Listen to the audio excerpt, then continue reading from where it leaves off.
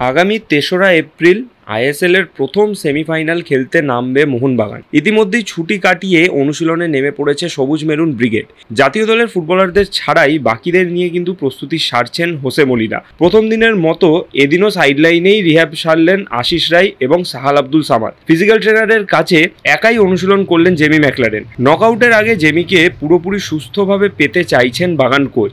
যদিও তার বড়সড় কোনো চোট নেই, লিগ পর্যায়ের শেষ ম্যাচে কাঠ সমস্যা এড়াতে জেমিকে মাঠে নামাননি মলিনা। সেই সময়ও অনুশীলনে মাঠের বাইরে দেখা গিয়েছিল তাকে। আরও কয়েকদিন দেখলে বোঝা যাবে নকআউটে মাঠে নামার জন্য প্রস্তুত কিনা জেমি ম্যাকলারেন। অন্যদিকে জাতীয় শিবির থেকে রিলিজ পেলেও এখনও মোহনবাগান দলে যোগ দেননি মনবীর সিং।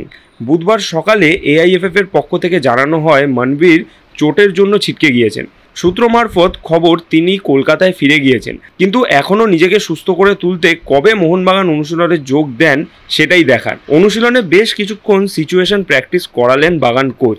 নকআউটে নামার আগে কামিন্স দিমিত্রিদের নিয়ে আক্রমণে আরও ধার বাড়াতে চাইছেন বাগান কোচ। এখন দেখার শেষ পর্যন্ত কবে পুরো দলের সঙ্গে অনুশীলন শুরু করেন জেমি ম্যাকলারেন।